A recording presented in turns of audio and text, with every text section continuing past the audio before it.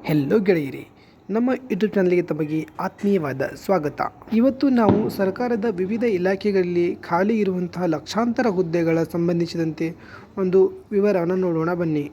ಇಲ್ಲಿ ತಾವು ನೋಡುತ್ತಿರುವ ಹಾಗೆ ಸರ್ಕಾರದ ವಿವಿಧ ಇಲಾಖೆಗಳಲ್ಲಿ ಸುಮಾರು 2.76 ಲಕ್ಷ ಹುದ್ದೆಗಳು ಖಾಲಿ ಇವೆ ಎಂಬ ಒಂದು ಮಾಹಿತಿ ಲಭ್ಯವಾಗಿದೆ.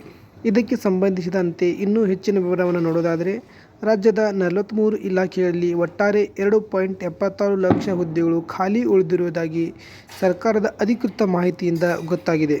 ಈ ಖಾಲಿ ಇರುವ ಹುದ್ದೆಗಳನ್ನು ವಿಂಗಡಿಸಿ ನೋಡುವುದಾದರೆ, ಎ ದರ್ಜೆಯ ಹುದ್ದೆಗಳು 16,017 ಹುದ್ದೆಗಳು ಖಾಲಿ ಇವೆ. ಬಿ ದರ್ಜೆಯ ಹುದ್ದೆಗಳು 16,734 ಹುದ್ದೆಗಳು ಖಾಲಿ ಇವೆ. ಅದೇ ರೀತಿಯಾಗಿ ಸಿ ದರ್ಜೆಯ ಹುದ್ದೆಗಳು 1,66,021 ಹುದ್ದೆಗಳು ಮತ್ತು ಡಿ ದರ್ಜೆ ಹುದ್ದೆಗಳು 77,614 ಹುದ್ದೆಗಳು ಖಾಲಿ ಇವೆ ಎಂದು ಸರ್ಕಾರದ ಮೂಲದಿಂದ ತಿಳಿದು ಬಂದಿದೆ. ಈ ಖಾಲಿ ಇರುವ ಹುದ್ದೆಗಳಲ್ಲಿ ಅತಿ ಹೆಚ್ಚಾಗಿ ಅಂದರೆ ಶಿಕ್ಷಣ ಇಲಾಖೆ ಒಂದರಲ್ಲಿಯೇ 70,727 ಹುದ್ದೆಗಳು ಖಾಲಿ ಇವೆ. ತದನಂತರ ಆರೋಗ್ಯ ಇಲಾಖೆಯಲ್ಲಿ 37,069 ಹುದ್ದೆಗಳು ಖಾಲಿ ಉಳಿದಿವೆ.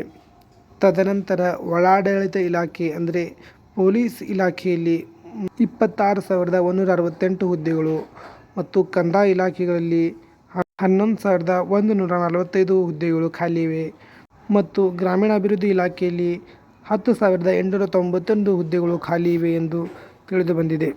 ಈ ಒಂದು ಅಧಿಕೃತವಾದ ಮಾಹಿತಿಯು ಸ್ವತಃ ಮುಖ್ಯಮಂತ್ರಿಯವರಿಂದಲೇ ಲಭ್ಯವಾಗಿದೆ.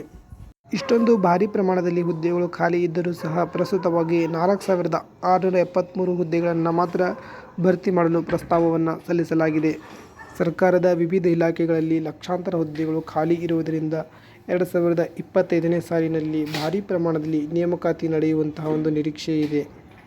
ಆದ್ದರಿಂದ ಅರ್ಹ ಅಭ್ಯರ್ಥಿಗಳು ತಮ್ಮ ಪರೀಕ್ಷಾ ತಯಾರಿಯನ್ನು ಚುರುಕುಗೊಳಿಸಿ 2025ನೇ ಸಾಲಿನಲ್ಲಿ ಅತಿ ಹೆಚ್ಚು ಹುದ್ದೆಗಳ ನೇಮಕಕ್ಕೆ ಸಂಬಂಧಿಸಿದಂತೆ ಅಧಿಸೂಚನೆ ಪ್ರಕಟಗೊಳ್ಳುವ ಒಂದು ಸಂಭವವಿದೆ.